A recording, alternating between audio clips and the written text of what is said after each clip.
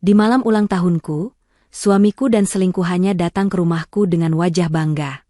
15 menit kemudian, wajah mereka berubah pucat pasi. Setelah aku melakukan panggilan telepon yang akan menghancurkan hidup mereka selamanya. Karena, sebelum ceritanya dimulai, silahkan tulis di kolom komentar dari daerah mana saja teman-teman yang menonton cerita ini. Jangan lupa like dan subscribe agar channel ini bisa semakin berkembang dan bisa mempersembahkan cerita yang lebih menarik lagi. Jam di dinding berdentang 12 kali, menandakan pergantian hari. Tepat. Sekarang adalah hari ulang tahun Laura. Di usianya yang ke-30, ia duduk sendirian di meja makan yang besar. Rumah ini terasa terlalu besar, terlalu dingin, dan terlalu sepi untuk satu orang.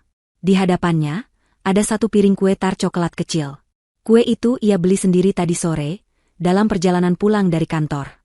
Sebuah hadiah kecil untuk dirinya sendiri, karena ia tahu tidak akan ada orang lain yang ingat, atau lebih tepatnya, yang peduli. Lilin angka 3 dan 0 berdiri tegak di atasnya, tapi tidak menyala. Laura tidak berniat meniupnya. Keheningan di rumah itu begitu pekat, hanya dipecah oleh deru pendingin ruangan dan detak jarum jam. Laura menatap pintu depan, berharap keajaiban terjadi. Berharap Indra, suaminya, akan masuk membawa kejutan seperti yang sering dilakukannya dulu. Dulu. Kata itu terasa begitu jauh. Laura ingat ulang tahunnya yang ke-25. Indra membangunkannya tengah malam, menutup matanya, dan membawanya ke bandara. Mereka terbang ke Lombok hanya untuk 2 hari, menghabiskan waktu di pantai, tertawa tanpa henti. Indra yang dulu begitu hangat, begitu penuh cinta, dan begitu memujanya. Pria itu sudah lama menghilang. Digantikan oleh sosok asing yang berbagi ranjang dengannya namun terasa berjarak ribuan mil. Digantikan oleh pria yang selalu pulang larut, yang ponselnya selalu terkunci, yang aroma tubuhnya seringkali membawa jejak parfum wanita lain. Parfum mahal yang bukan aroma milik Laura. Laura bangkit dari kursinya. Ia tidak menyentuh kue itu. Ia berjalan ke dapur, menuang segelas air putih, dan meminumnya perlahan. Ia harus menjaga kepalanya tetap dingin. Hari ini adalah puncaknya. Hari ini adalah hari di mana ia akan mengakhiri semua sandiwara ini. Pukul 8 malam, pintu depan akhirnya terbuka. Indra masuk. Ia terlihat rapi, terlalu rapi untuk seseorang yang katanya bekerja keras sepanjang hari. Kemeja birunya masih licin, rambutnya tertata sempurna. Ia tampak terkejut melihat Laura masih terjaga, duduk di ruang tamu. "Loh, kamu belum tidur, Ra?" tanya Indra, sambil melonggarkan dasinya. Matanya bergerak cepat, menghindari tatapan langsung dari Laura. "Aku menunggumu," jawab Laura pelan. Suaranya datar.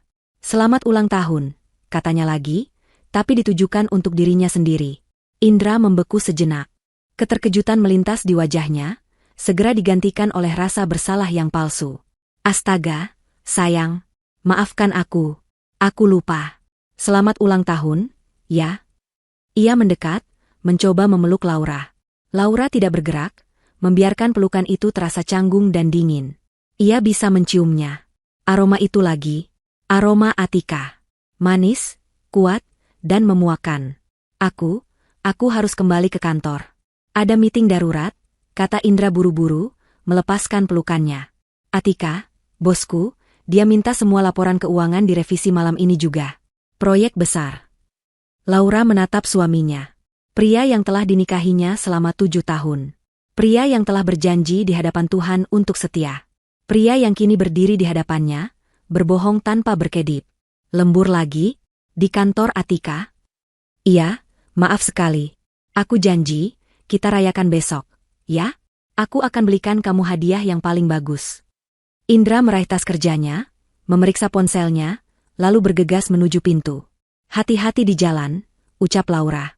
Hanya itu yang keluar dari mulutnya. Setelah suara mobil Indra menghilang di telan malam, rumah itu kembali sunyi. Tapi kali ini, Laura tidak lagi menunggu. Ia berjalan ke ruang kerjanya. Ruangan ini adalah satu-satunya tempat di rumah yang terasa seperti miliknya. Rapi, terorganisir, dan aman. Ia duduk di depan laptopnya, memasukkan kata sandi yang rumit. Layar menyala, menampilkan desktop yang bersih. Ia membuka satu folder tersembunyi. Folder yang diberi nama, Proyek Keadilan. Selama 6 bulan terakhir, Laura bukan hanya duduk diam dan menangis. Saat kecurigaannya muncul pertama kali, ia mulai mencari tahu. Ia bukan wanita bodoh yang mudah dibohongi. Ia adalah seorang auditor keuangan sebelum memutuskan berhenti untuk fokus pada rumah tangganya atas permintaan Indra. Kesalahan terbesar Indra dan Atika adalah meremehkannya. Mereka pikir wanita berhijab yang pendiam ini hanya tahu urusan dapur dan mengaji. Folder itu berisi bukti-bukti yang ia kumpulkan dengan susah payah. Ada subfolder bernama Visual. Isinya adalah rekaman CCTV dari berbagai tempat. Restoran mewah tempat Indra dan Atika makan malam romantis. Lobi hotel tempat mereka check-in menggunakan kartu kredit perusahaan.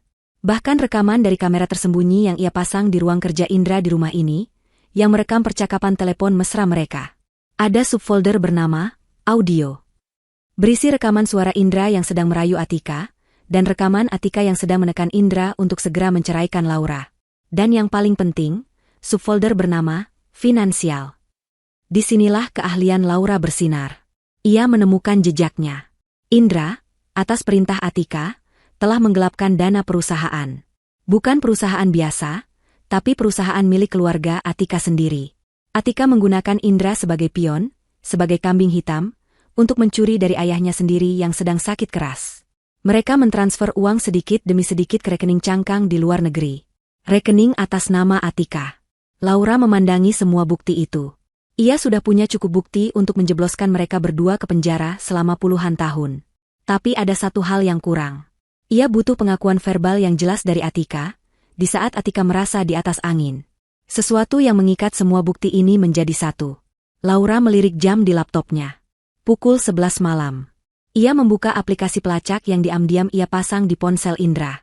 Titik biru yang menunjukkan lokasi Indra tidak berada di gedung kantor. Titik itu berada di sebuah unit apartemen mewah di pusat kota. Apartemen milik Atika. Kalian pikir aku bodoh? Gumam Laura pada layar yang menyala. Malam ini, kalian akan memberiku hadiah ulang tahun terbaik. Kalian akan memberiku pengakuan kalian. Laura mematikan layar laptopnya, tapi tidak mematikannya. Ia hanya perlu menunggu. Ia tahu karakter Atika. Sombong, arogan, dan suka pamer. Dan ia tahu karakter Indra. Lemah, penakut, dan mudah dikendalikan. Kombinasi yang sempurna untuk sebuah kehancuran. Ia akan menunggu panggilan itu.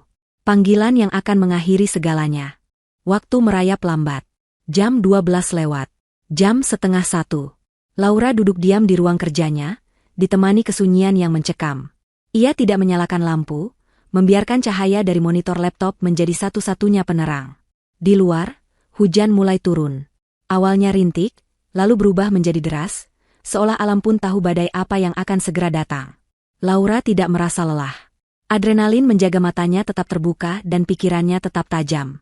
Ia telah mempersiapkan momen ini selama berbulan-bulan. Setiap kebohongan Indra, setiap sindiran Atika yang ia dengar dari cerita teman-temannya, setiap senyum palsu yang ia terima, semua ia simpan. Ia menelannya, mengubahnya dari rasa sakit menjadi bahan bakar. Bahan bakar untuk malam ini. Tepat pukul 1 malam, ponselnya yang tergeletak di meja bergetar, lalu berdering. Cahaya layarnya menerangi wajah Laura yang tenang. Di layar tertulis nama, Indra, suamiku. Jantung Laura berdebar sedikit lebih cepat, namun tangannya tetap stabil. Ini dia. Momennya telah tiba. Ia menarik napas dalam-dalam. Di laptopnya, aplikasi perekam panggilan sudah dalam mode siaga. Ia menggeser ikon hijau di layar ponselnya, lalu menekan tombol speaker. Ia tidak mengucapkan sepatah kata pun. Ia menunggu. Hening sejenak di seberang sana. Hanya terdengar suara napas dan sedikit musik yang sayup-sayup. Halo? Suara itu bukan suara Indra. Itu suara wanita. Suara yang sangat Laura kenali dari rekaman-rekaman yang ia kumpulkan. Suara Atika. Terdengar serak, malas, dan penuh kemenangan. Halo, Laura? Kamu masih bangun? Jalang? Laura tetap diam. Ia tahu Atika sedang memancing reaksinya. Di seberang sana, Atika tertawa. Tawa yang dibuat-buat, mengejek. Oh, aku tahu kamu di situ. Dengar, ya, suamimu sedang bersamaku. Terdengar suara Indra yang samar dan panik di latar belakang. Atika, hentikan. Apa yang kamu lakukan? Kembalikan ponselku. SSSHH, sayang. Suara Atika terdengar lagi, kini lebih jelas. Aku sedang bicara dengan istrimu. Dia perlu tahu di mana tempatnya. Lalu, Atika kembali fokus pada Laura. Indra ada di tempat tidurku. Kita sedang tidur bersama malam ini. Dia milikku sekarang.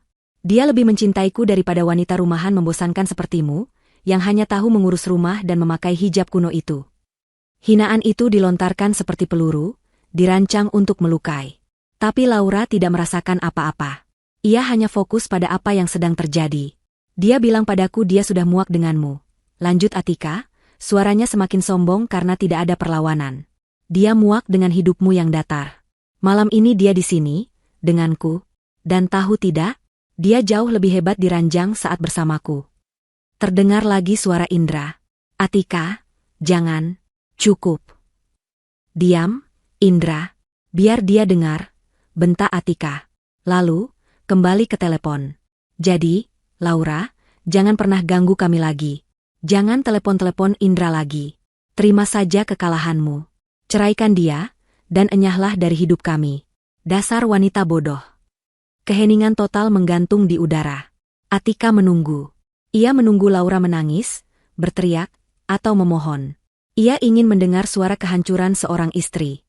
Laura akhirnya membuka mulutnya. Suaranya tenang, dingin seperti es, dan sangat jelas. Ambil saja suami tak guna itu. Hanya itu. 6 kata. Di seberang sana, Atika terdiam. Ini bukan reaksi yang ia harapkan. Laura melanjutkan, dia sudah jadi sampah. Kalau kamu mau memungut sampah sisa orang lain, silakan. Apa katamu? Suara Atika terdengar kaget dan marah. Aku bilang, Laura menekankan setiap katanya, kamu boleh ambil dia. Tapi dengar ini baik-baik, Atika. Aku mungkin wanita bodoh menurutmu. Tapi hanya wanita yang lebih bodoh lagi yang mau mengambil pria pengkhianat, dan tidak punya harga diri seperti Indra. Beraninya kamu? Aku belum selesai, potong Laura. Kamu pikir kamu menang? Kamu pikir dengan mengambil suamiku, kamu mendapatkan segalanya? Tidak, Atika. Kamulah yang bodoh. Tutup mulutmu, jalang. Jerit Atika. Klik. Laura menutup teleponnya. Ia tidak memberi Atika kesempatan untuk membalas. Ia yang memegang kendali percakapan ini dari awal hingga akhir. Laura menatap layar laptopnya. Aplikasi perekam menunjukkan file audio baru. Nama file, pengakuan Atika 0103 WIB-MP3. Hadiah ulang tahun terbaik yang pernah ia terima. Jemari Laura bergerak cepat di atas keyboard. Ia melampirkan file audio itu ke dalam sebuah email. Email yang sudah ia siapkan draftnya sejak seminggu lalu. Penerima email, pengacaranya. Subjek, bukti final, eksekusi rencana. Isi email, bukti pengakuan verbal sudah didapat. Mereka akan datang ke rumah. Persiapkan tim seperti yang sudah kita bicarakan. Waktunya membersihkan sampah. Laura menekan tombol, kirim. Ia tahu apa yang akan terjadi selanjutnya. Atika, yang harga dirinya terluka parah karena disebut bodoh oleh Laura, tidak akan tinggal diam di apartemennya. Arogansinya akan membawanya ke sini. Dia akan menyeret Indra bersamanya, untuk membuktikan secara langsung siapa pemenangnya, untuk melihat wajah Laura hancur secara langsung. Laura melirik jam. Pukul 1.10 pagi. Perjalanan dari apartemen Atika ke rumah ini, memakan waktu sekitar 1,5 jam jika mengebut di jalanan yang sepi. Mereka akan tiba sekitar jam 3 pagi. Laura bangkit dari kursinya. Ia berjalan ke kamar mandi, membersihkan wajahnya, dan mengganti pakaian rumahnya dengan setelan gamis dan hijab yang rapi dan elegan. Ia menyemprotkan sedikit parfum favoritnya. Ia bukan akan menyambut tamu. Ia akan memimpin sebuah eksekusi. 2 jam. Laura punya waktu 2 jam untuk mempersiapkan pesta, penyambutan untuk suami dan selingkuhannya. Dan 15 menit setelah mereka tiba, semua akan berakhir.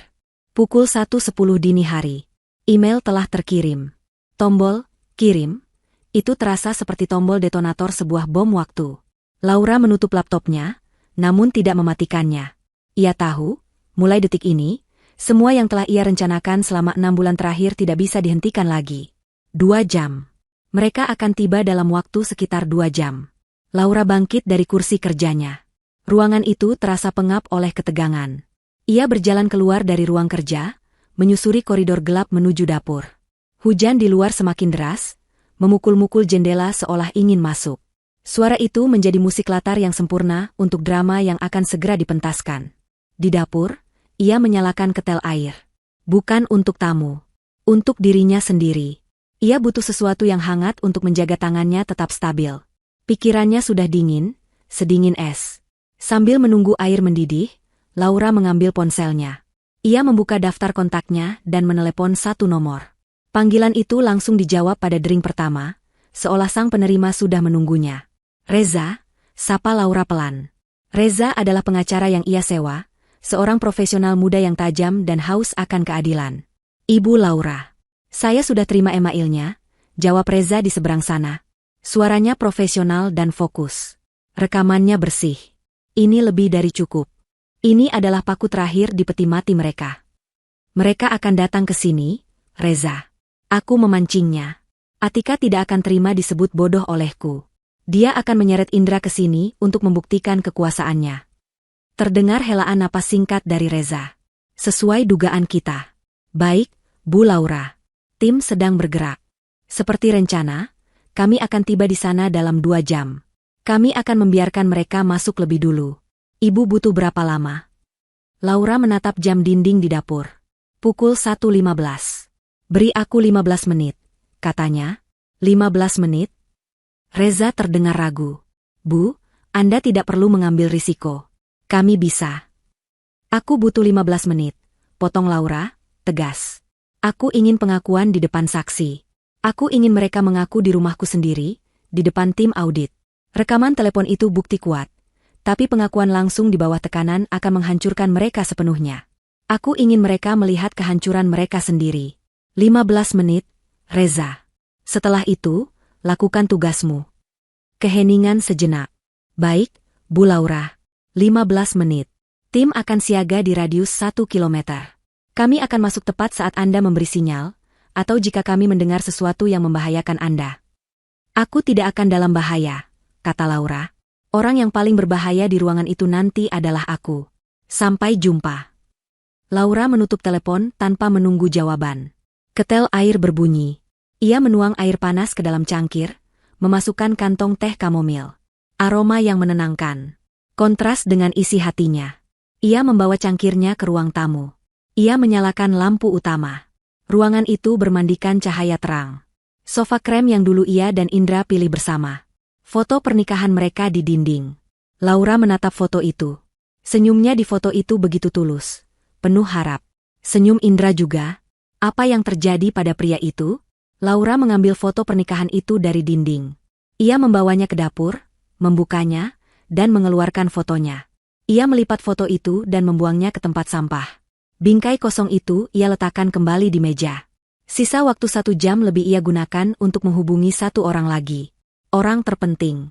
Kali ini, jarinya berhenti pada nama Paman Darmawan. Pak Darmawan. Paman dari pihak ibunya. Sosok yang menggantikan ayahnya. Pria itulah pemilik sesungguhnya dari perusahaan tempat Indra dan Atika bekerja. Atika hanyalah putri dari rekan bisnis lama Pak Darmawan yang sudah pensiun karena sakit. Pak Darmawan mempercayakan operasional harian pada ayah Atika, dan kini pada Atika, tanpa pernah menunjukkan bahwa dialah pemegang saham mayoritas yang sesungguhnya.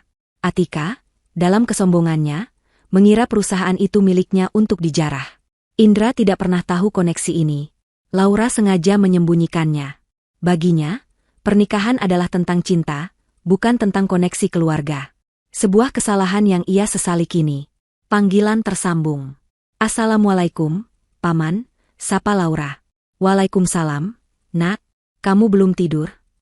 Suara Pak Darmawan terdengar berat dan bijak. Belum, Paman. Ikan sudah masuk perangkap. Tepat seperti yang Paman duga, kata Laura.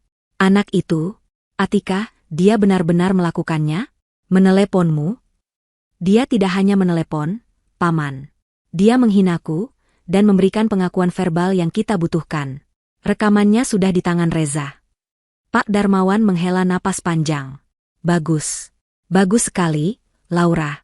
Paman tahu Paman bisa mengandalkanmu. Tim audit independen sudah Paman siapkan. Mereka akan berangkat bersama Reza.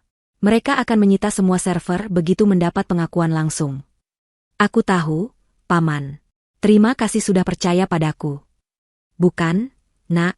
Paman yang terima kasih. Kamu bisa saja diam dan meminta cerai. Tapi kamu memilih berjuang untuk membersihkan perusahaan keluarga kita. Kamu mengingatkan Paman pada ibumu. Kuat dan cerdas. Laura tersenyum tipis. Indra akan ada di sini juga. Pria lemah itu, geram Pak Darmawan. Dia akan menerima ganjaran yang setimpal. Dia berani menyakiti keponakan kesayanganku. Jangan khawatirkan dia. Fokus pada tujuanmu. Aku hanya ingin ini selesai, Paman. Akan selesai malam ini, Nak. Malam ini keadilan akan ditegakkan. Sekarang, bersiaplah. Tetap tenang. Ingat semua latihan yang Paman minta kamu lakukan. Kamu adalah pemimpinnya malam ini. Baik, Paman. Assalamualaikum. Waalaikumsalam. Panggilan berakhir. Laura meletakkan ponselnya. Ia merasa lebih kuat. Ia tidak sendirian dalam pertarungan ini. Ia kembali ke ruang tamu. Ia duduk di kursi tunggal, menghadap langsung ke pintu depan. Seperti singa betina yang menunggu di wilayah kekuasaannya. Ia menata hijabnya yang sedikit miring. Ia harus terlihat sempurna. Bukan untuk mereka, tapi untuk dirinya sendiri. Waktu terus berjalan. Pukul 2 pagi. Pukul setengah 3. Hujan mulai reda, menyisakan udara dingin yang menggigit. Pukul 2.58. Laura melihat aplikasi pelacak di ponselnya. Titik biru yang mewakili mobil Indra, atau lebih tepatnya, mobil Atika, berhenti tepat di depan gerbang rumahnya. Pukul 2.59. Terdengar suara pintu mobil dibanting. Keras. Penuh amarah. Terdengar suara langkah kaki yang tergesa-gesa di jalan setapak menuju pintu. Pukul 3. Tepat. Bel pintu berbunyi. Sekali, 2 kali, lalu berkali-kali dengan brutal, seolah seseorang meninjunya. Laura menghirup tehnya yang terakhir. Sudah dingin. Ia meletakkan cangkir di meja. Ia bangkit, merapikan gamisnya. Dengan langkah tenang dan mantap, ia berjalan menuju pintu depan. Ia tidak akan membiarkan mereka menunggu. Pesta penyambutan harus segera dimulai. Laura membuka pintu. Di hadapannya berdiri 2 sosok yang sangat ia kenal, namun terlihat begitu asing di bawah cahaya teras yang temaram. Atika berdiri di depan, dadanya naik turun menahan amarah. Wajahnya yang cantik memerah, matanya menyala-nyala. Rambutnya sedikit acak-acakan, dan ia hanya mengenakan kemeja pria yang kebesaran. Laura mengenali kemeja itu, kemeja kerja milik Indra, dan celana pendek. Penampilan yang sengaja dirancang untuk provokasi. Di belakangnya, Indra berdiri kaku. Wajahnya pucat pasi, seperti mayat hidup. Matanya membelalak ketakutan, menatap Laura seolah melihat hantu. Ia tampak ingin melarikan diri, namun cengkeraman Atika di lengannya begitu kuat. Laura bersandar di kusen pintu.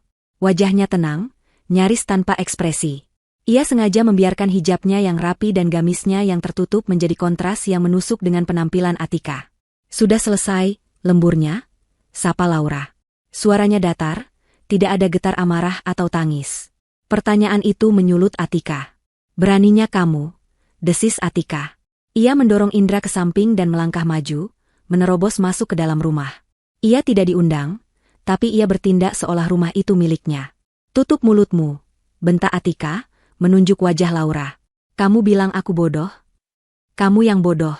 Wanita kampung yang tidak tahu diri. Indra tergopoh-gopoh masuk di belakangnya, seperti anjing peliharaan yang ketakutan. Laura, aku bisa jelaskan. Ini tidak seperti yang kamu pikirkan.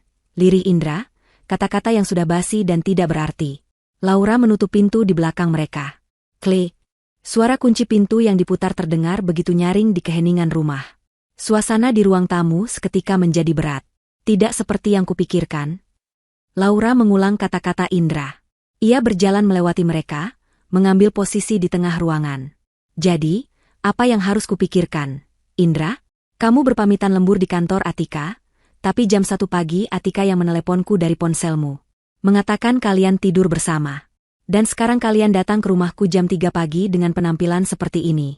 Coba bantu aku berpikir. Apa penjelasan logisnya? Indra tidak bisa menjawab. Mulutnya membuka dan menutup, tapi tidak ada suara yang keluar. Atika tertawa. Tawa yang keras dan sumbang. Hentikan, Indra. Jangan buang waktu menjelaskan pada wanita ini. Ia menjatuhkan dirinya ke sofa utama. Sofa tempat Laura biasa beristirahat. Ia menyilangkan kakinya, dengan sengaja memamerkan pahanya yang telanjang. Dengar, Laura. Aku kesini bukan untuk berdebat, kata Atika, nadanya merendahkan. Aku kesini untuk mengambil apa yang menjadi milikku. Milikmu? Tanya Laura, alisnya terangkat sedikit. Ya, Indra. Dan semua yang dia miliki, kata Atika. Ia menatap sekeliling ruangan dengan pandangan menilai. Rumah ini lumayan. Aku mungkin akan merenovasinya. Mengganti semua perabot kuno ini. Atika, jangan, pinta Indra. Ia terlihat sangat panik. Laura, ayo kita bicarakan ini baik-baik. Tolong. Diam, Indra, bentak Atika lagi. Kamu ini laki-laki atau bukan? Tunjukkan padanya siapa yang berkuasa. Atika lalu mengalihkan pandangannya kembali ke Laura. Senyum bangga dan jahat tersungging di bibirnya. Kamu tidak tahu, ya? Suamimu yang bodoh ini punya banyak masalah di kantor. Masalah besar. Laura tetap diam. Ia menunggu. Ini adalah bagian yang ia tunggu-tunggu. Dia melakukan kesalahan. Korupsi, lanjut Atika, menikmati setiap kata. Dia menggelapkan uang perusahaan. Uangku. Atika. Itu tidak benar. Jerit Indra, suaranya naik 1 oktav. Kamu yang menyuruhku. Kamu bilang itu untuk. Plah. Tangan Atika mendarat keras di pipi Indra. Suaranya menggema di ruangan yang sunyi. Indra terhuyung mundur, memegangi pipinya. Matanya berkaca-kaca. Dasar pria lemah. Hina Atika. Ia tidak peduli. Lihat, Laura, inilah pria yang kamu puja-puja. Pria yang tidak bisa melakukan apa-apa dengan benar. Tapi aku, Atika menunjuk dirinya sendiri, aku yang baik hati ini melindunginya. Wajah Atika berubah sinis. Aku punya semua buktinya. Bukti transfer yang dia lakukan. Cukup untuk membuatnya membusuk di penjara seumur hidupnya. Lalu, kenapa kamu melindunginya? Tanya Laura, suaranya tetap tenang. Atika tertawa lagi. Kenapa? Karena aku bisa. Dan karena aku butuh tanda tangannya. Sebagai jaminan, dia sudah menandatangani surat. Surat pengalihan aset. Semua yang dia miliki, rumah ini, mobilnya, tabungannya, semua sudah menjadi milikku. Sebagai ganti rugi atas uang perusahaan yang dia curi. Atika berdiri. Ia berjalan mendekati Laura, menginvasi ruang pribadinya. Ia menatap Laura dari atas ke bawah. Jadi, kamu lihat? Kamu bukan hanya kehilangan suami. Kamu kehilangan segalanya. Kamu akan keluar dari rumah ini tanpa membawa apa-apa selain baju di badanmu dan hijab jelekmu itu. Indra terduduk lemas di lantai. Ia menangis tertahan. Tidak, Laura, aku terpaksa. Atika tersenyum puas. Inilah kemenangan yang ia inginkan. Ia ingin melihat Laura hancur. Jadi, siapa yang bodoh sekarang? Bisik Atika, tepat di depan wajah Laura. Laura tidak mundur. Ia menatap lurus ke mata Atika. Api di mata Atika bertemu dengan es di mata Laura. Laura melirik jam di dinding. Pukul 3.14 pagi. Hampir 15 menit. Kamu? Jawab Laura pelan. Apa? Kamu yang bodoh, Atika. Masih berani melawan? Atika mengangkat tangannya, bersiap menampar Laura seperti ia menampar Indra. Tangan Laura bergerak lebih cepat. Ia tidak menampar. Ia menangkap pergelangan tangan Atika di udara. Cengkeramannya kuat, sekuat baja, hasil dari latihan bela diri yang ia ikuti diam-diam. Mata Atika membelalak kaget. Ia tidak menduga perlawanan fisik. Aku punya beberapa pertanyaan untukmu, Atika, kata Laura, suaranya dingin dan menusuk. Pertama, kamu bilang Indra korupsi uang perusahaanmu, tapi, bukankah rekening tujuan transfer itu adalah rekeningmu di Swiss? Wajah Atika berubah pucat. Senyum bangganya lenyap seketika. Kak, kamu bicara apa? Kedua, kamu bilang Indra menandatangani surat pengalihan aset, lanjut Laura, tidak melepaskan cengkeramannya. Tapi bukankah rumah ini, mobil, dan semua aset utama, 100% atas namaku? Hadiah pernikahan dari keluargaku. Indra tidak punya apa-apa untuk dialihkan kepadamu. Cengkeraman Laura semakin kuat. Atika mulai meringis kesakitan. Lepaskan aku. Indra, bantu aku. Indra hanya meringkuk di lantai, terlalu takut untuk bergerak. Dan ketiga, kata Laura, kamu pikir kamu datang ke sini untuk menghancurkanku. Padahal, akulah yang membawamu ke sini. Pukul 3.15 pagi. Tepat. Bel pintu berbunyi. Bukan bunyi bel yang panik seperti yang Atika lakukan. Tapi bunyi bel yang tenang, sopan, namun berwibawa. 2 kali. Atika menoleh ke pintu, bingung. Laura melepaskan tangan Atika dengan kasar, mendorongnya hingga terhuyung mundur. Waktumu habis, Atika, kata Laura. Ia berjalan ke pintu, membukanya lebar-lebar. Di luar, terasnya sudah penuh. Bukan polisi, tapi sesuatu yang jauh lebih menakutkan bagi Atika. Reza, pengacaranya, berdiri di depan dengan map di tangan. Di belakangnya, berdiri 4 pria berjas rapi dan berwajah serius, tim audit independen. Dan di belakang mereka, berdiri seorang pria parubaya yang tenang namun memancarkan aura kekuasaan yang luar biasa. Pria itu adalah Pak Darmawan, paman Laura.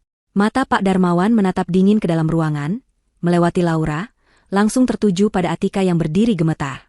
Wajah Atika berubah dari pucat menjadi seputih kertas. Ia mengenali pria itu. Pak Darmawan, suaranya bergetar. Sesedang apa Anda di sini? Pak Darmawan melangkah masuk, diikuti oleh timnya. Saya di sini untuk mengambil kembali perusahaan saya, Nona Atika. Dan untuk mendengarkan sisa pengakuan Anda. Ruang tamu itu mendadak terasa seperti ruang sidang. Udara yang tadinya tegang kini terasa dingin dan berat, seolah semua oksigen telah tersedot keluar. Atika berdiri mematung di tengah ruangan, wajahnya yang tadi merah padam karena amarah kini seputih kapur. Senyum bangga yang tersungging di bibirnya beberapa menit lalu kini luntur tanpa sisa, digantikan oleh ekspresi bingung dan ngeri. Matanya terpaku pada sosok Pak Darmawan. Indra, di sisi lain, tampak seperti cangkang kosong. Ia masih meringkuk di lantai, di antara sofa dan meja kopi. Tangisnya sudah berhenti, digantikan oleh getaran hebat yang mengguncang seluruh tubuhnya. Dia akhirnya mengerti. Dia bukan hanya dalam masalah dengan istrinya, dia dalam masalah besar yang jauh di luar bayangannya. Pak Darmawan? Suara Atika keluar seperti bisikan, serak dan tidak percaya. Apa yang Anda lakukan di sini? Ini jam 3 pagi. Ini rumah karyawan saya. Pak Darmawan melangkah masuk lebih jauh, diikuti oleh Reza dan tim audit.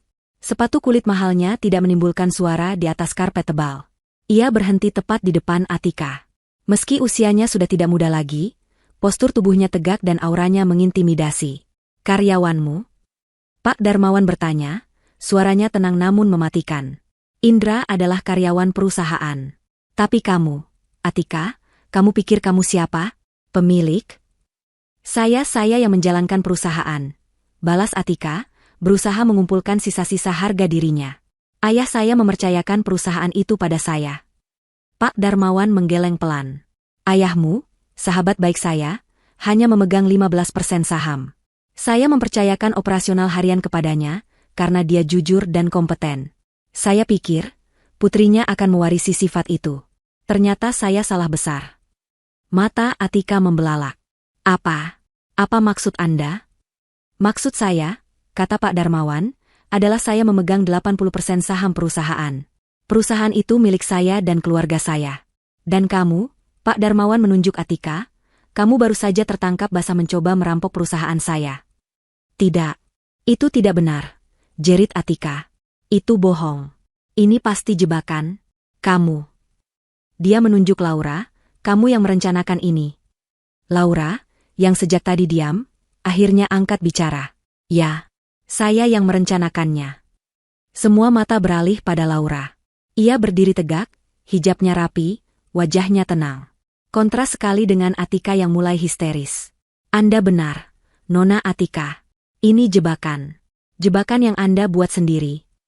Laura melangkah ke ruang kerjanya, lalu kembali semenit kemudian membawa laptop dan sebuah flash drive. Ia tidak memberikannya kepada Pak Darmawan.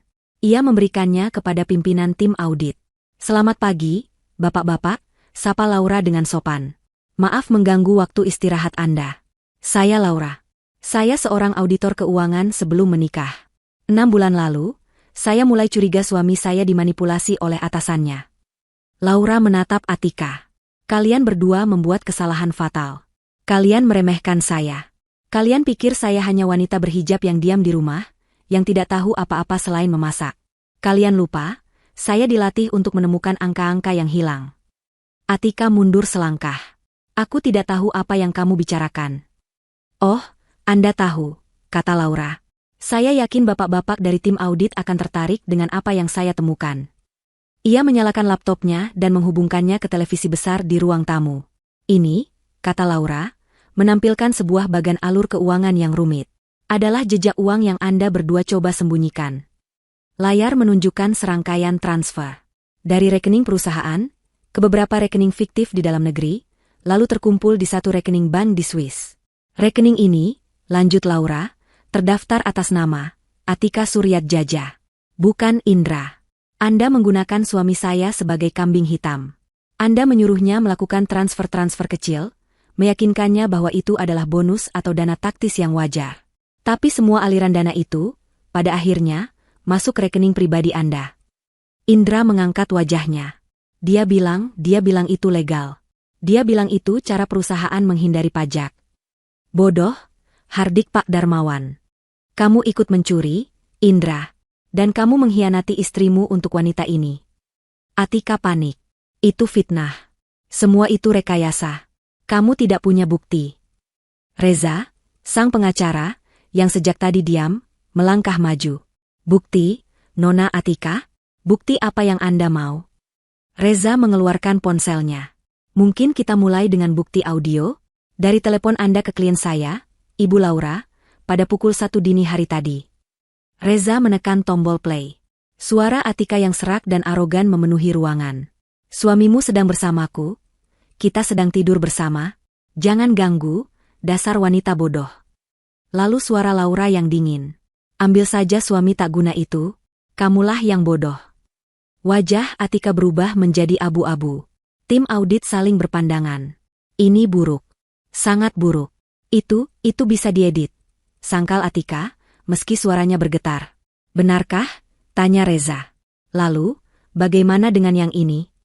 Laura menatap Atika. Saya tahu kalian akan kesini. Saya tahu arogansi Anda tidak akan membiarkan saya mengucapkan kata terakhir. Saya tahu Anda harus datang ke sini, ke rumah saya, untuk menunjukkan kemenangan Anda. Jadi, lanjut Laura, saya memberikan Anda panggung. Laura mengarahkan jarinya ke sebuah titik hitam kecil di sudut rak buku, tersembunyi di antara vas bunga dan buku-buku tebal.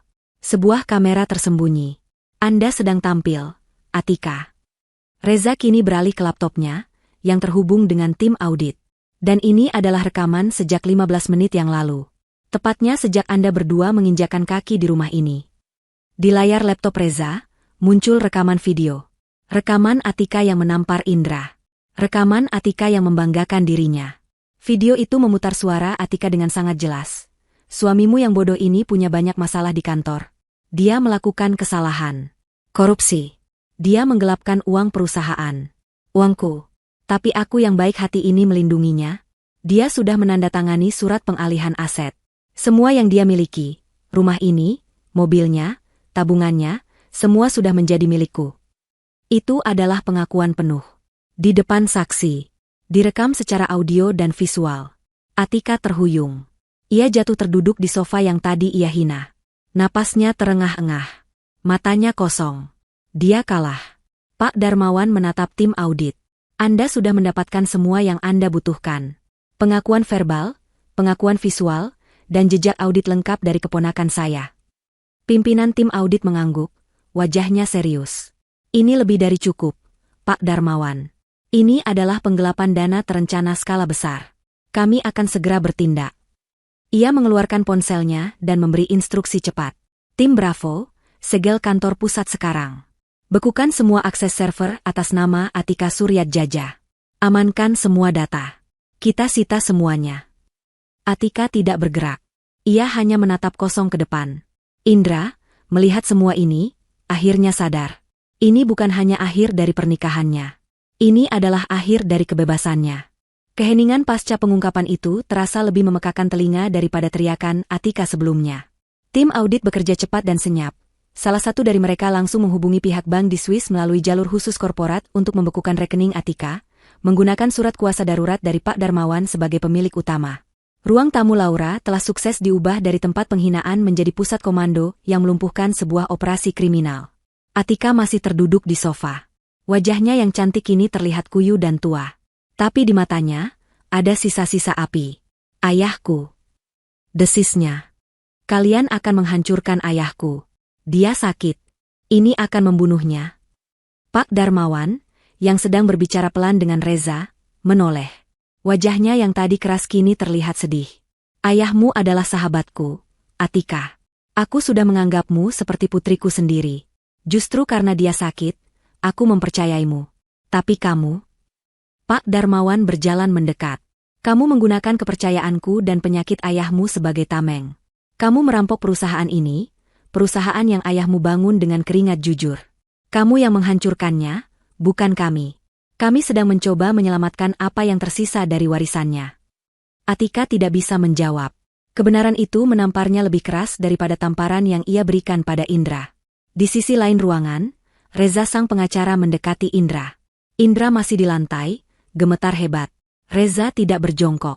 Ia berdiri menjulang di atas Indra, memandangnya dengan tatapan dingin. Indra, kata Reza. Atas nama klien saya, Ibu Laura. Reza membungkuk sedikit, bukan karena hormat, tapi untuk menyerahkan selembar amplop. Ini surat gugatan cerai. Ibu Laura menuntut cerai dengan alasan perzinahan dan keterlibatan Anda dalam tindak kriminal. Indra menatap amplop itu seolah seekor ular berbisa. Cerai? Tidak. Laura, jangan. Ini adalah momen yang ditunggu Indra. Ia melupakan tim audit, melupakan Pak Darmawan. Ia melihat satu-satunya sekoci penyelamatnya. Ia merangkak, benar-benar merangkak di lantai, menuju Laura. Ia berusaha memegang kaki Laura. Laura, sayang, tolong. Maafkan aku, isaknya. Tangisnya pecah, menyedihkan. Aku hilaf. Aku bodoh. Aku dijebak. Dia, Atika yang menjebakku. Dia mengancakanku. Ra, tolong, jangan tinggalkan aku. Aku akan lakukan apa saja. Aku akan sujud di kakimu. Tolong. Laura mundur selangkah, menjaga jarak. Wajahnya tetap tenang, namun matanya memancarkan kekecewaan yang mendalam. Hijabnya yang rapi kontras dengan pemandangan Indra yang hancur berantakan di kakinya. Sujudmu bukan untukku, Indra. Sujudmu harusnya untuk Tuhan, meminta ampun atas semua dosamu, kata Laura, suaranya pelan namun tegas. Hilaf itu sekali, lanjut Laura, kamu melakukannya berbulan-bulan. Itu bukan hilaf. Itu pilihan sadar. Kamu memilih untuk tidur dengannya. Kamu memilih untuk mencuri untuknya. Kamu memilih untuk berbohong padaku, di rumah kita sendiri, tepat di hari ulang tahunku. Tapi aku. Kamu, Laura memotong, dan dia, Laura melirik Atika, membuat satu kesalahan yang sama. Kalian meremehkanku. Laura kini menatap lurus ke mata Atika. Kamu pikir karena aku diam, aku bodoh. Kamu pikir karena aku seorang istri yang mendedikasikan hidupku untuk rumah tangga, aku tidak punya otak. Kamu pikir karena aku berhijab, mata Laura berkilat, aku adalah wanita kolot yang lemah dan pasrah. Kamu salah, Atika, kata Laura. Hijab ini adalah identitasku.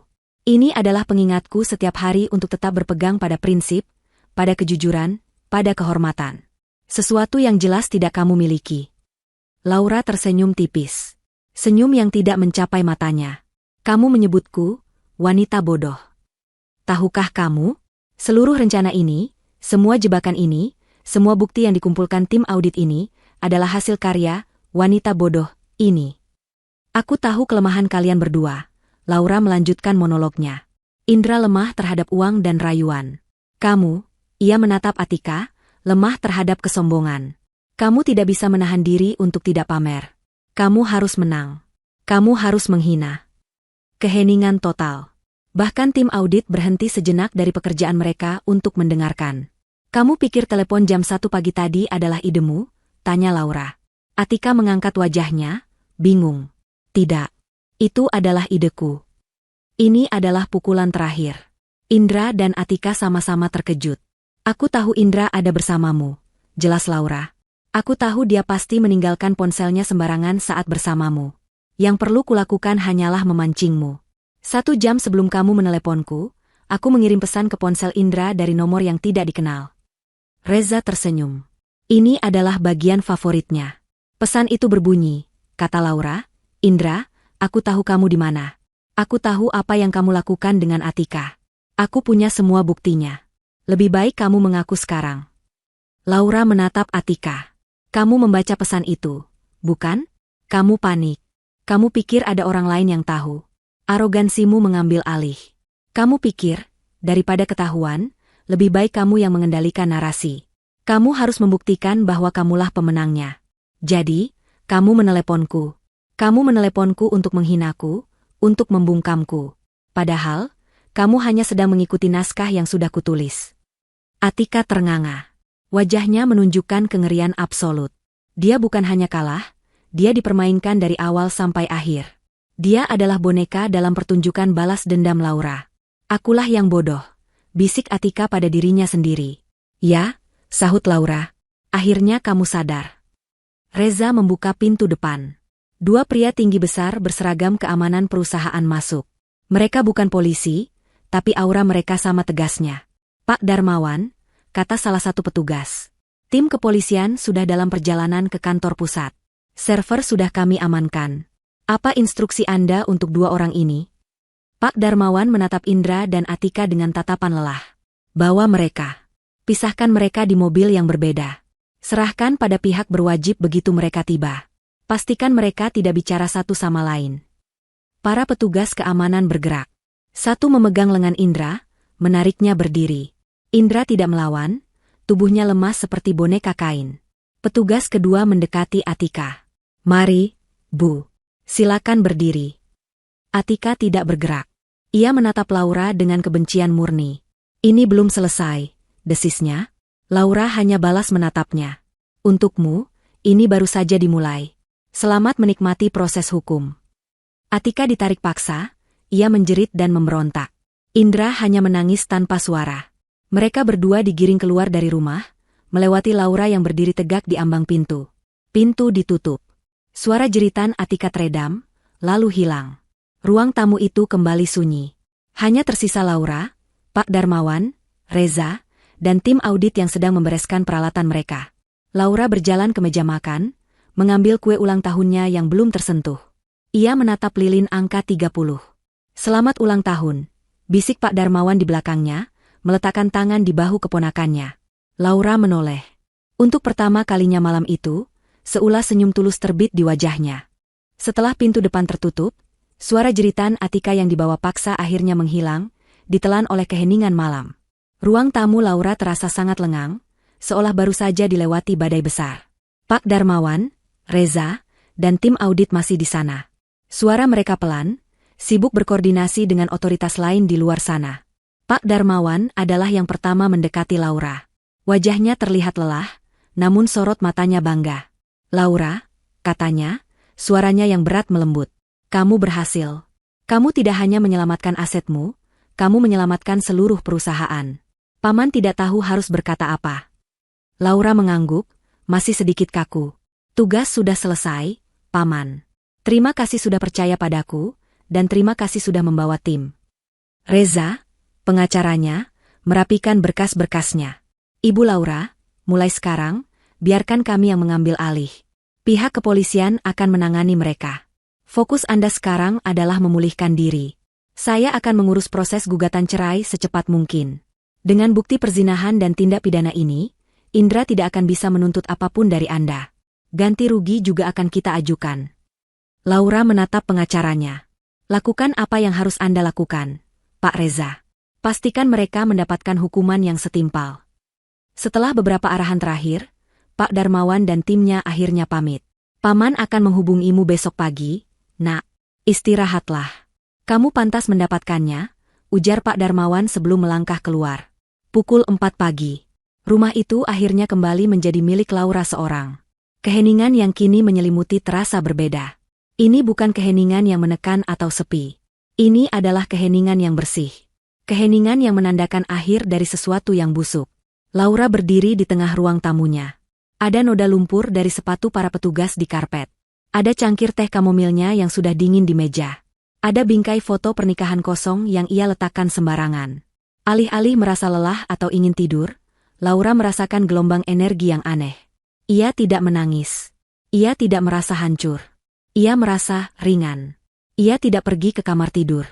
Ia pergi ke dapur, mengambil kantong sampah besar. Lalu, ia mulai membersihkan. Ini bukan sekadar membersihkan. Ini adalah ritual pembersihan. Ia mulai dari ruang kerja Indra. Semua kertas, semua dokumen pribadi, semua sisa-sisa pekerjaan Indra yang ia bawa pulang, ia masukkan ke dalam kantong. Ia menarik laci, mengosongkannya tanpa pandang bulu. Ia beralih ke kamar tidur utama. Ranjang yang pernah mereka bagi. Laura menatapnya sejenak. Tanpa ragu, ia menarik semua sprei, sarung bantal, dan selimut. Ia menggulungnya dan memasukkannya ke kantong sampah lain. Ia tidak akan mencucinya. Ia akan membuangnya. Lalu, ia membuka lemari pakaian Indra. Kemeja-kemeja rapi yang sering ia setrika. Setelan jas mahal yang dibelikan Atika, Laura tahu sekarang. Semuanya ia tarik keluar, ia lempar ke lantai, lalu ia masukkan ke dalam kantong sampah. Sepatu-sepatu mahal, ikat pinggang, jam tangan yang tergeletak di meja. Semua masuk. Terakhir, ia pergi ke kamar mandi. Sikat gigi Indra. Parfumnya. Krim cukurnya. Ia menyapu semuanya dari meja wastafel, langsung ke tempat sampah. Pukul 5 pagi, saat azan subuh mulai terdengar sayup-sayup, 6 kantong sampah besar berdiri di dekat pintu depan. Semua jejak Indra di rumah itu telah lenyap. Di tempat lain, di sebuah kantor polisi yang sibuk, Atika sedang merasakan arti kehilangan yang sesungguhnya. Dia tidak ditempatkan di ruang tunggu yang nyaman. Dia dijebloskan ke dalam sel tahanan sementara yang dingin dan berbau pesing, digabung dengan tahanan lain. Kemeja Indra yang ia pakai dengan bangga kini terlihat kotor dan lusuh. Wajahnya yang cantik penuh dengan corengan air mata dan maskara yang luntur. "Kalian tidak tahu siapa saya?" Pekiknya untuk kesekian kali pada petugas yang lewat. Petugas itu berhenti, menatapnya dengan bosan. "Kami tahu persis Anda siapa. Nona Atika Suryatjaja. Anda adalah tersangka utama kasus penggelapan dana miliaran rupiah. Wajah Anda sudah ada di semua portal berita pagi ini." Mata Atika terbelalak. Dia melirik ke televisi kecil yang tergantung di sudut kantor polisi. Benar saja. Di program berita pagi, fotonya terpampang besar-besaran. Di sebelahnya, foto Indra. Judul beritanya, "Dugaan korupsi besar di Darmawan Group, atasan dan bawahan kompak gelapkan dana." Reputasinya, harga dirinya, kekuasaannya, hancur dalam satu malam. "Telepon. Beri saya hak saya untuk menelepon," jeritnya. "Anda sudah menelepon pengacara Anda tadi. Tapi sepertinya, pengacara Anda sedang sibuk," ejek petugas itu. Tentu saja sibuk. Tim hukum Pak Darmawan telah memastikan semua pengacara yang berafiliasi dengan Atika tahu bahwa mereka akan melawan raksasa korporat yang sesungguhnya. Tidak ada yang mau menyentuh kasus ini. Di ruang interogasi yang berbeda, Indra sedang menangis terseduh-seduh di hadapan 2 orang detektif. Ia tidak lagi berusaha membela diri. Ia menceritakan segalanya. Saya bersalah, Pak. Tapi saya dipaksa. Atika yang merencanakan semuanya. Dia menggunakan tubuhnya, dia menggunakan jabatannya. Saya hanya pion kecil. Pion kecil yang ikut menikmati uangnya, tanya detektif itu, melempar setumpuk foto ke meja. Foto-foto Indra dan Atika berlibur, makan malam mewah, foto mobil sport baru yang dibelikan Atika untuk Indra. Saya. Indra tidak bisa berkata-kata. "Dengar, Indra," kata detektif itu, "kami tahu Atika otaknya. Tapi Anda kaki tangannya. Anda yang melakukan transfer. Anda ikut bersalah. Tapi, jika Anda bekerja sama, jika Anda berikan kami semua yang Anda tahu, hukuman Anda mungkin bisa diringankan." Saya mau bekerja sama," seru Indra putus asa. "Saya akan berikan semuanya. Semua rekening, semua tanggal. Saya akan bersaksi melawannya. Tolong saya, Pak. Saya korban di sini." Detektif itu hanya tersenyum tipis. Pengkhianat akan selalu menjadi pengkhianat. Hingga akhir. Kembali ke rumah. Matahari mulai terbit. Laura berdiri di depan jendela yang terbuka. Udara pagi yang segar masuk, mengusir sisa-sisa bau busuk tadi malam. Rumah itu terasa kosong, namun dengan cara yang baik. Ia belum tidur, tapi ia tidak merasa lelah. Ia mengambil kue ulang tahunnya yang masih utuh di meja makan. Kue itu adalah simbol dari kehidupan lama yang sepi. Ia membawa kue itu ke dapur, dan tanpa ragu, membuangnya ke tempat sampah. "Aku akan membeli kue yang baru," gumamnya pada diri sendiri. Ia berjalan ke kamar mandi, melepaskan hijabnya, dan berdiri di bawah pancuran air panas. Ia mandi lama sekali, menggosok tubuhnya, seolah sedang menggosok sisa-sisa kenangan pahit. Ia merasa bersih, terlahir kembali. Tepat di hari ulang tahunnya. 6 bulan telah berlalu. Waktu berjalan cepat, membawa perubahan besar dalam hidup Laura. Proses hukum berjalan alot, namun pasti. Berkat bukti-bukti kuat yang dikumpulkan Laura dan kerjasamanya yang penuh dengan pihak berwajib, kasus ini menjadi salah satu kasus white collar crime yang paling banyak dibicarakan. Hari ini adalah hari putusan. Laura duduk di bangku pengunjung ruang sidang. Ia tidak duduk di depan, tapi di barisan tengah. Ia datang bukan untuk balas dendam, tapi untuk melihat sebuah akhir. Ia mengenakan setelan kerja berwarna biru tua yang elegan, hijabnya serasi. Penampilannya memancarkan aura kepercayaan diri dan profesionalisme. Ia tidak lagi terlihat seperti istri yang teraniaya. Ia terlihat seperti seorang pimpinan. Di kursi terdakwa, Atika duduk membelakanginya. Penampilannya jauh berbeda dari 6 bulan lalu. Tak ada lagi pakaian desainer atau riasan sempurna. Ia mengenakan seragam tahanan. Wajahnya pucat dan ia terlihat jauh lebih tua. Di sebelahnya, juga dengan seragam yang sama, duduk Indra. Ia menunduk dalam-dalam, tidak berani menatap siapapun. Hakim membacakan putusan. Terdakwa Atika Suryatjaja, suara hakim menggema, terbukti secara sah dan meyakinkan melakukan tindak pidana korupsi, penggelapan dana, dan pencucian uang secara berencana. Laura mendengarkan daftar kejahatan itu. Menjatuhkan hukuman pidana penjara selama 15 tahun dan denda sebesar 50 miliar rupiah, subsidiar 2 tahun kurungan. Terdengar pekik tertahan dari bangku keluarga, Atika di seberang.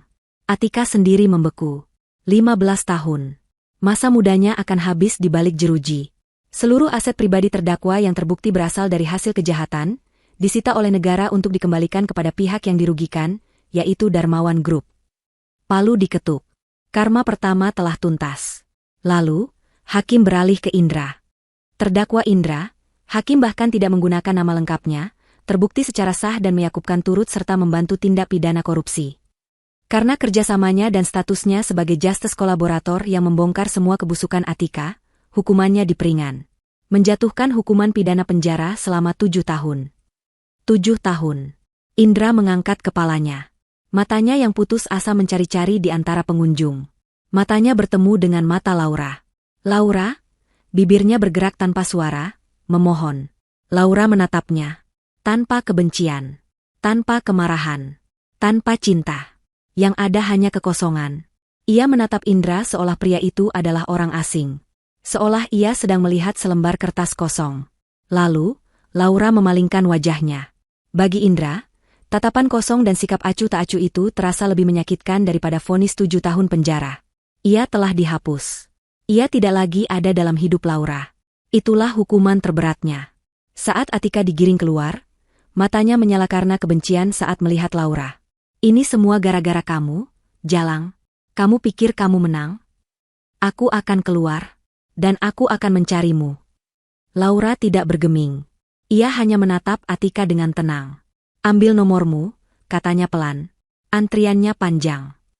Atika menjerit frustrasi sebelum akhirnya diseret keluar ruangan. Selesai. Laura keluar dari ruang sidang. Reza sudah menunggunya di luar. Bagaimana perasaan Anda, Bu Laura? Ringan, Pak Reza. Sangat ringan, jawab Laura sambil tersenyum. Ada satu hal lagi, kata Reza, menyerahkan sebuah amplop coklat. Ini, akta cerai Anda. Sudah resmi ditandatangani dan disahkan pengadilan. Anda 100% bebas. Laura menerima amplop itu. Akta cerai. Akhir dari satu babak dan awal dari babak yang baru. Terima kasih atas segalanya, Pak Reza. Satu pertanyaan lagi, Bu. Pak Darmawan terus bertanya. Kata Reza. Tawaran beliau masih berlaku. Kepala Divisi Audit Internal Darmawan Group. Posisi itu sudah menunggu Anda sejak 3 bulan lalu. Laura tersenyum. Katakan pada Paman, saya akan mulai hari Senin. 2 minggu kemudian, di gedung Darmawan Group yang menjulang tinggi, ada sebuah kantor di lantai 30. Kantor sudut dengan pemandangan kota yang indah. Kantor yang dulu milik Atika. Kini, kantor itu telah direnovasi total. Dindingnya dicat putih gading, perabotnya minimalis dan elegan. Di meja besar yang rapi, duduklah Laura. Ia sedang memimpin rapat melalui panggilan video dengan tim auditnya. Saya mau kalian periksa ulang semua laporan dari kuartal ketiga. Ada anomali di divisi logistik. Saya tandai di halaman 28. Tolong. Ponselnya bergetar. Sebuah pengingat di kalender. Ulang tahun. Laura tersenyum. Malam harinya, ia pulang ke rumahnya. Rumah itu tidak lagi dingin. Ia telah mengisinya dengan furnitur baru yang hangat, rak-rak buku yang penuh, dan tanaman-tanaman hijau yang rimbun. Ia tidak sendirian. Saat ia membuka pintu, seekor kucing oranye gemuk berlari menyambutnya. "Halo, Bintang," sapa Laura sambil mengelus kucing itu. Di meja makan, tidak ada kue kecil yang menyedihkan. Yang ada adalah kue red velvet besar yang ia pesan khusus. Teleponnya berdering. Kali ini, bukan panggilan jam 1 pagi. Ini panggilan jam 7 malam. "Assalamualaikum, Paman," sapa Laura.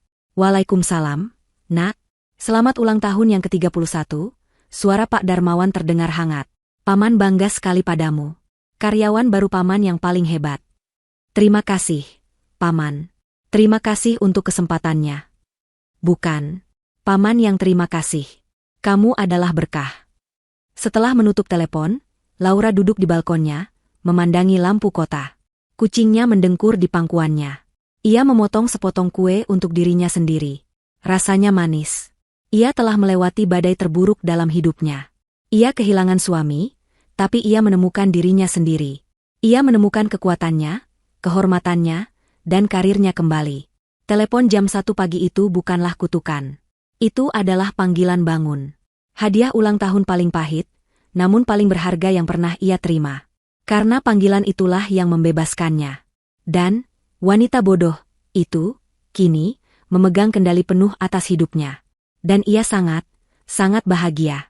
1 tahun setelah vonis dijatuhkan, palu hakim telah menjadi takdir yang tak terhindarkan bagi Atika dan Indra. Kehidupan mereka di balik jeruji besi adalah antitesis sempurna dari kemewahan yang dulu mereka nikmati.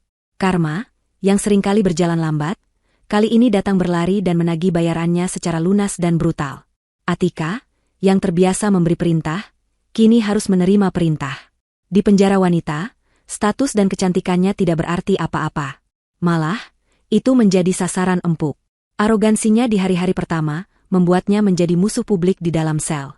Ia pikir ia masih bisa mengendalikan orang dengan sisa-sisa uang keluarganya, menyewa perlindungan dari narapidana lain. Tapi ia salah. Suatu sore di ruang makan penjara, seorang narapidana senior yang merasa terhina oleh sikap angkuh Atika, menghampirinya. "Jadi, ini Nona Ratu yang katanya mencuri miliaran," kata wanita itu, suaranya kasar. "Di sini, kamu bukan siapa-siapa, cantik." Atika, masih dengan sisa kesombongannya, membalas, "Jangan sentuh aku, wanita rendahan." Itu adalah kesalahan terakhirnya. Wanita itu tidak menamparnya. Ia hanya menumpahkan sepiring penuh nasi dan lauk pauk yang berkuah ke atas kepala Atika. Nasi, sayur, dan kuah kotor mengalir di rambut Atika yang dulu terawat mahal. Seluruh ruang makan tertawa. Atika, untuk pertama kalinya dalam hidupnya, dipermalukan di depan umum tanpa bisa membalas. Ia hanya bisa berdiri gemetar, campuran antara marah dan takut. Tidak ada yang menolongnya, tidak ada yang peduli. Di sanalah ia sadar, 15 tahun akan terasa seperti selamanya. Kabar buruk tidak berhenti di situ. Ayahnya, yang sakit-sakitan, tidak pernah pulih dari guncangan skandal putrinya. 1 bulan setelah vonis, beliau meninggal dunia karena serangan jantung. Warisannya dibekukan untuk membayar denda dan ganti rugi. Atika kini benar-benar sendirian, tanpa uang, tanpa kekuasaan, dan tanpa keluarga yang bisa diandalkan. Banding yang ia ajukan ditolak mentah-mentah. Sementara itu, di penjara pria yang berbeda, Indra menjalani hukumannya dengan cara yang berbeda, namun sama menyedihkannya. Indra adalah seorang pengecut, dan penjara bukanlah tempat untuk pengecut. Fisiknya yang lemah dan karakternya yang mudah ditindas membuatnya menjadi target utama. Ia menghabiskan hari-harinya dalam ketakutan. Ia bekerja di dapur penjara, mengupas bawang dan kentang, seringkali sambil menangis diam-diam. Setiap malam, ia menulis surat. Surat untuk Laura. "Laura, cintaku. Aku minta maaf. Aku salah. Aku akan jadi lebih baik. Tolong, kunjungi aku sekali saja. Aku butuh melihatmu. Aku tidak tahan di sini. Laura, ini suratku yang ke-20. Apa kamu tidak menerimanya? Aku tahu aku brengsek. Tapi aku suamimu mantan suamimu. Tolong, aku mohon." "Laura, Atika menghancurkan hidup kita. Dia iblisnya. Aku hanya korban. Percayalah padaku." Surat-surat itu ia titipkan pada petugas, berharap akan sampai. Ia tidak tahu bahwa semua surat itu sampai ke tangan Reza, pengacara Laura. Sesuai instruksi Laura, Reza menandai setiap surat itu dengan stempel merah tebal, ditolak, kembalikan ke pengirim. Suatu hari, tumpukan suratnya yang sudah mencapai puluhan itu dikembalikan lagi ke selnya. Tumpukan kertas yang penuh dengan penyesalan palsu. Indra menatap tumpukan surat itu. Dia meraung. Bukan raungan marah, tapi raungan putus asa seorang pria yang hancur. Dia akhirnya mengerti. Laura tidak akan pernah datang. Laura tidak akan pernah memaafkannya. Dia telah dihapus dari kehidupan wanita itu. 7 tahun di penjara terasa ringan dibandingkan kesadaran bahwa ia telah kehilangan satu-satunya hal baik dalam hidupnya karena kebodohannya sendiri. Di luar tembok penjara, di sebuah gedung perkantoran mewah, sebuah plakat baru dipasang di lobi. Penghargaan auditor internal terbaik tahun ini. Di bawahnya, terukir nama Laura. Laura, yang sedang memimpin rapat, menerima notifikasi email dari Reza. Subjek, banding ditolak. Ia membacanya sekilas. Ekspresinya tidak berubah. Ia tidak merasa senang, tidak juga sedih. Ia hanya merasa selesai. Ia menutup email itu, lalu kembali fokus pada layar di depannya. Baik, bapak-bapak, mari kita lanjut ke halaman 42. Ada ketidakkefisienan anggaran di sana yang ingin saya bicarakan. Masa lalu sudah selesai. Dan ia tidak punya waktu untuk menengok ke belakang. 2 tahun telah berlalu sejak malam yang menentukan itu. Hari ini adalah hari ulang tahun Laura yang ke-32. Pemandangannya sangat jauh berbeda dari ulang tahunnya yang ke-30. Pukul 5 sore. Laura menutup laptopnya di kantor barunya. Kantor di lantai 30 itu kini terasa sangat Laura. Hangat, rapi, dengan beberapa lukisan abstrak di dinding dan sebuah tanaman anggrek yang sedang mekar sempurna di mejanya. Ia kini adalah kepala divisi audit dan kepatuhan Darmawan Group, tangan kanan kepercayaan pamannya. Sudah mau pulang, Bu Laura? Tanya asistennya dari pintu. Ya, Rina. Tolong pastikan tim mendapat laporan ini sebelum jam 9 besok. Dan selamat berakhir pekan, kata Laura sambil tersenyum. Baik, Bu. Dan selamat ulang tahun, kata Rina tulus. Laura tersenyum lebih lebar. Terima kasih, Rina. Ia pulang ke rumahnya. Rumah yang dulu dingin dan sepi itu kini terasa hidup. Ia telah merenovasi total ruang tamu. Sofa krem itu sudah lama hilang. Diganti dengan sofa kulit berwarna hijau zaitun yang nyaman. Foto pernikahan sudah tidak ada, digantikan lukisan kaligrafi besar yang menenangkan. Kucingnya, Bintang, yang kini semakin gemuk, berlari menyambutnya di pintu. Halo, sayang, sapa Laura, menggaruk dagu Bintang. Ia tidak sendirian. Di dapur, terdengar suara tawa. Pak Darmawan dan istrinya, Ibu Anis, kami ganti nama ibu ini agar berbeda dari prompt sebelumnya, menjadi Ibu Wati agar konsisten dengan Pak Darmawan, sedang sibuk menyiapkan makan malam. Mereka bersikeras merayakan ulang tahun, keponakan kebanggaan, mereka di rumah Laura. Loh, sudah pulang, Nak? Sapa Ibu Wati, memeluk Laura dengan hangat. Cepat mandi, ganti baju. Pamanmu sudah tidak sabar mau memotong ayam kodok ini. Assalamualaikum, Paman, Ibu. Kenapa jadi repot-repot sekali? Kata Laura, hatinya menghangat. Ini adalah keluarga. Sesuatu yang ia pikir telah hilang. Repot bagaimana? Kamu itu sekarang anak kami, gerutu Pak Darmawan, tapi matanya berbinar bangga. Malam itu, meja makan yang dulu hanya diisi kue kecil yang menyedihkan, kini penuh dengan makanan lezat dan tawa. Mereka makan, bercerita tentang pekerjaan, tentang rencana liburan, tentang hal-hal ringan yang membahagiakan. Tepat pukul 8, bel berbunyi. Reza, sang pengacara, datang membawa buket bunga besar. Selamat ulang tahun, Bu Laura. Saya tidak bisa lama-lama, tapi saya bawa ini. Di tangannya yang satu lagi, ada sebuah amplop. Dan ini, berkas terakhir. Aset final Atika di luar negeri berhasil dilikuidasi. Sesuai instruksi Anda, total 15 miliar rupiah sudah ditransfer pagi tadi ke yayasan-yayasan yang Anda tunjuk. Yayasan Perlindungan Perempuan dan Anak Korban Kekerasan. Laura menerima amplop itu. Ia tidak membukanya. Ia hanya mengangguk. Terima kasih, Pak Reza. Anda sudah bekerja keras. Setelah semua tamu pulang, Laura berdiri sendirian di balkonnya. Udara malam terasa sejuk. Ia memegang cangkir teh kamomil, sama seperti malam itu. Tapi kali ini, teh itu terasa hangat dan menenangkan. Ia teringat malam itu. Telepon jam 1 pagi. Hinaan. Rasa sakit. Tapi semua itu terasa begitu jauh. Seperti menonton film tentang kehidupan orang lain. Ia melihat ke bawah, ke kota yang gemerlap. Dia telah mengubah racun menjadi obat. Ia telah mengambil kembali hidupnya, kekuatannya, dan martabatnya. Ia tidak hanya selamat, ia menang. Ia mengangkat cangkirnya, bersulang untuk dirinya sendiri di bawah cahaya bulan. Selamat ulang tahun, Laura, bisiknya. Selamat datang di sisa hidupmu yang indah. Ponselnya bergetar. Sebuah pesan masuk. Bukan dari masa lalu. Tapi dari seorang arsitek muda yang ia temui di sebuah proyek amal bulan lalu. Selamat ulang tahun, Laura. Semoga harimu indah. Mau minum kopi besok? Laura tersenyum. Ia tidak langsung menjawab. Ia menatap bintang-bintang.